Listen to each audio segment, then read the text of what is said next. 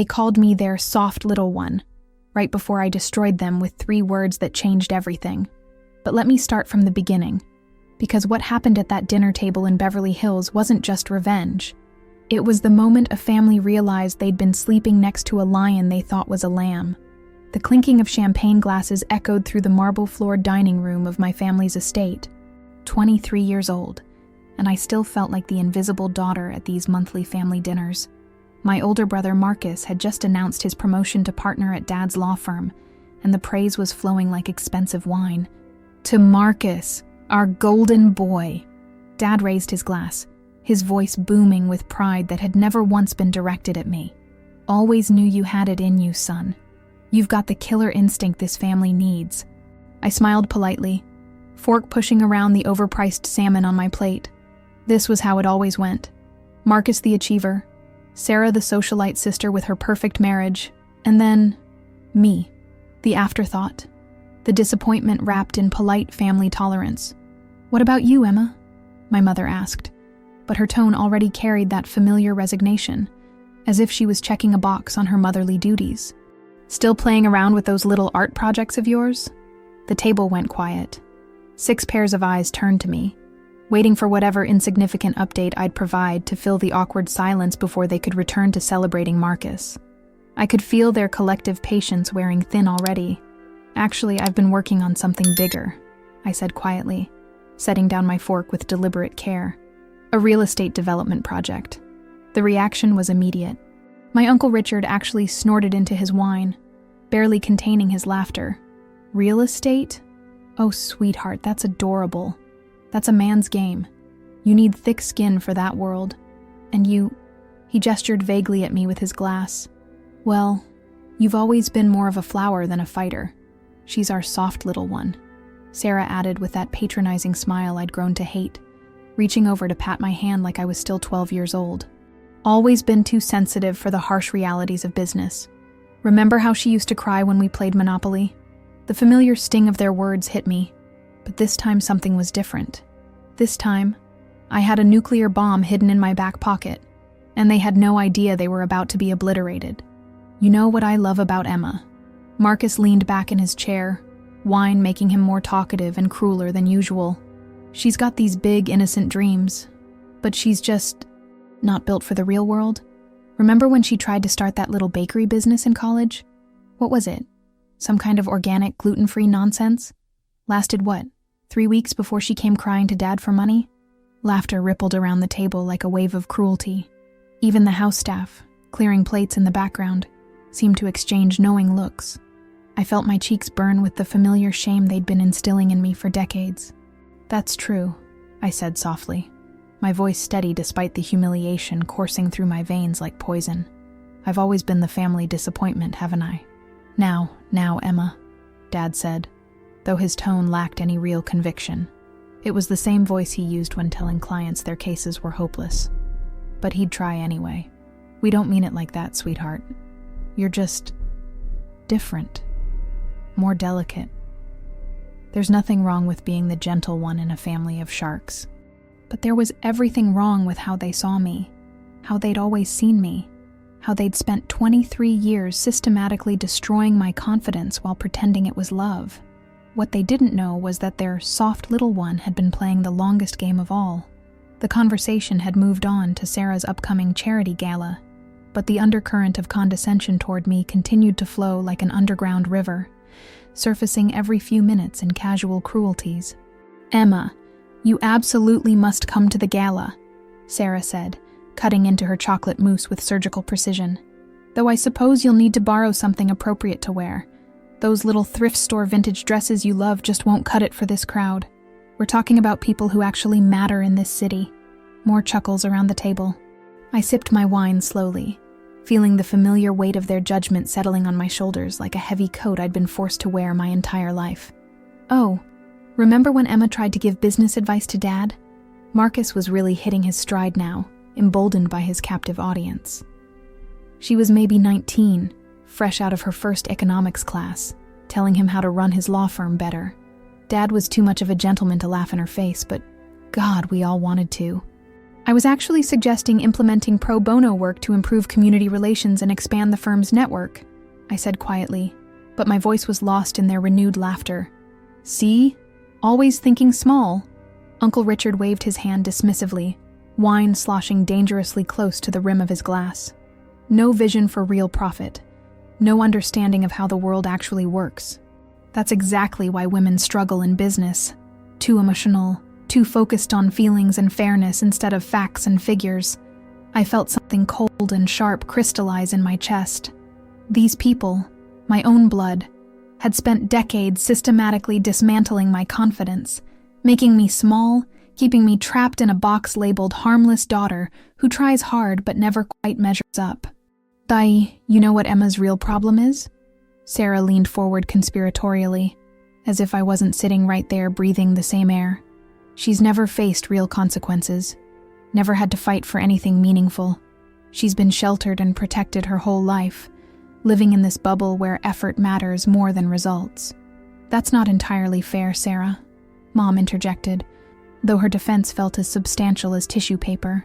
Emma works hard at whatever it is she does with her time. The vague dismissal in her voice was somehow worse than outright mockery.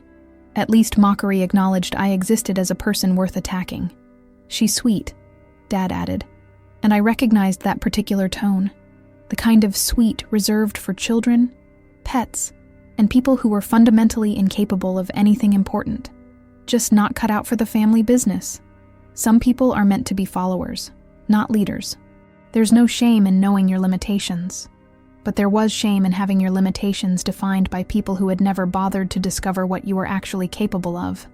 I set down my wine glass carefully, the crystal making a soft clink against the mahogany table. The sound seemed to echo in the sudden quiet that followed, as if the universe was holding its breath. "You're absolutely right," I said, my voice barely above a whisper. "I am different."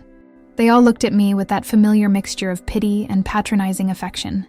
Poor little Emma, finally accepting her place in the world, finally understanding that she was meant to be a supporting character in everyone else's story.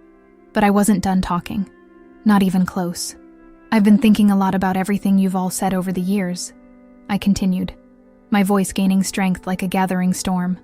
"About how I'm not built for the real world.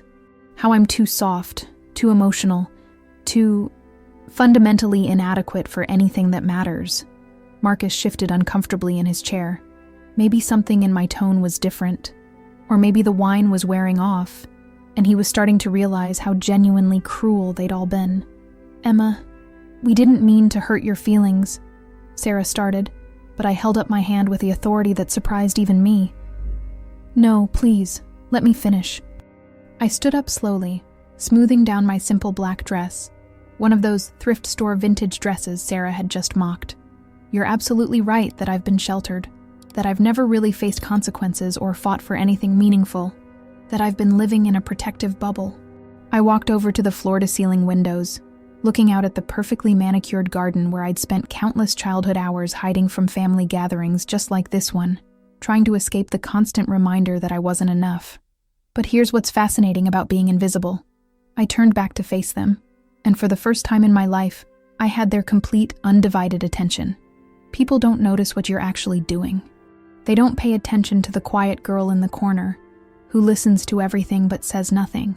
They certainly don't bother to ask questions about what she might be building in the shadows. The silence in the room was different now, heavier, charged with something that made the air feel electric. For the past 3 years, while you've all been patting my head and telling me I'm too delicate for the harsh realities of business, I've been learning, studying, watching, building something that would make your little law firm partnerships and charity galas look like children playing dress-up. Dad leaned forward slightly, his lawyer instincts finally kicking in. "Building what, exactly?" I smiled, and it felt like the first genuine smile I'd worn in this house in years. It felt like freedom. Remember that little real estate project I mentioned? The one Uncle Richard said was too much for someone with my delicate feminine constitution? I paused, savoring the moment like fine wine. Well, it turns out your soft little one isn't quite as soft as everyone assumed. I pulled out my phone with deliberate slowness, scrolling to a particular photo I'd been saving for exactly this moment. Without a word, I placed it on the table where everyone could see it clearly. It was a newspaper clipping from the Los Angeles Business Journal, dated just 2 weeks ago. The headline read in bold letters, "Young entrepreneur closes biggest commercial real estate deal of the year. Developer breaks city records." And there, in black and white, smaller but unmistakable, was my name, Emma Catherine Morrison. The silence stretched on like a taut wire, broken only by the sound of someone's fork clattering against their plate and Uncle Richard's sharp intake of breath. That's a $40 million deal," Dad whispered, his trained lawyer's eye immediately catching and processing the numbers. "42 million, actually," I corrected gently, my voice steady as steel. "The largest single commercial real estate purchase by anyone under 25 in Los Angeles history. I believe that makes me what you might call successful." The shock rippling across their faces was everything I'd imagined it would be and more, but strangely, I felt no satisfaction. Just a cold, clean sense of vindication that had been building for 23 years. "How is this even possible?" Marcus demanded, his voice cracking like a teenager's. "Where did you get that kind of money? How did you even know how to—" "Remember Grandma Catherine?" I interrupted, settling back into my chair with newfound confidence. "Your father's mother, the one who always said I reminded her of herself when she was young? The one who used to tell me stories about building her own business empire back when women weren't supposed to do such things?" The color was draining from Mom's face. "She left you. How much?" "Enough," I said simply. "Turns out, Grandma Catherine had been watching all of you dismiss me for years, and she didn't like what she saw. She left me a trust fund that matured when I turned 21. A trust fund that everyone assumed was just a small inheritance for college expenses." I reached for my wine glass, taking a slow sip before continuing. "I spent 2 years learning everything I could about commercial real estate. Took courses, shadowed professionals, built relationships with people who judged me on my knowledge and potential rather than on family dinner performances. And while you all were dismissing my little art projects, I was actually designing architectural concepts for the development." Sarah's perfectly composed expression was cracking like expensive makeup in the heat. "Why didn't you tell us any of this?" "Because you never asked," I replied, my voice gentle but firm as granite. "In 3 years, not one of you ever asked what I was actually working on. You just assumed it was nothing important because it was me doing it. Because I was the soft little one who couldn't possibly be trusted with anything that mattered." I stood up one final time, lifting my wine glass high. "I'd like to propose a toast," I announced, and something in my tone made them all reach for their glasses automatically, like trained animals responding to a command. "To family," I began, my voice carrying across the room with newfound authority. "To the people who shape us, sometimes in ways they never intended. To being underestimated, dismissed, and systematically told you're not good enough for the real world." They raised their glasses uncertainly, confusion and shock still written across their faces. "To everyone who ever called me soft, who ever patted my head and told me to know my limitations, who ever made me feel like I was taking up too much space just by existing," I continued, my voice growing stronger with each word. "Because sometimes the people who underestimate you give you the greatest gift of all, complete invisibility while you build an empire." I paused, looking around the table at faces that suddenly seemed smaller, less intimidating than they had my entire life. "And finally," I said, raising my glass higher, "to the Catherine Building. That's what I'm naming the development, after the only person in this family who ever believed I could be more than a supporting character in someone else's story. The building that will have my name on it, 42 stories high in downtown Los Angeles, for the whole city to see." I drained my glass in one smooth motion, set it down with a decisive clink, and headed toward the door. "Thank you all for this lovely dinner," I said, turning back one last time. "And thank you for teaching me that sometimes the only way to prove you're not soft is to let people think you are, right up until the moment you reveal your claws." "Emma, wait," Dad started, but I was already moving. "Oh, and Marcus?" I called back without stopping. "You might want to update your resume. I'm going to need a good lawyer for my next acquisition, and I'd hate to have to go with your competition." The silence followed me all the way to my car, thick and heavy with 23 years of assumptions crumbling to dust. As I drove away from the house where I'd spent my entire life being small, invisible, and systematically diminished, I realized something fundamental had shifted. Not just in how they saw me, but in how I saw myself. I wasn't the soft little one anymore. I was the one with my name on the building. And tomorrow, when the business section ran the full story, the whole city would know that their delicate little flower had just become the youngest major commercial developer in Los Angeles history. Some flowers, it turns out, have very deep roots and very sharp thorns,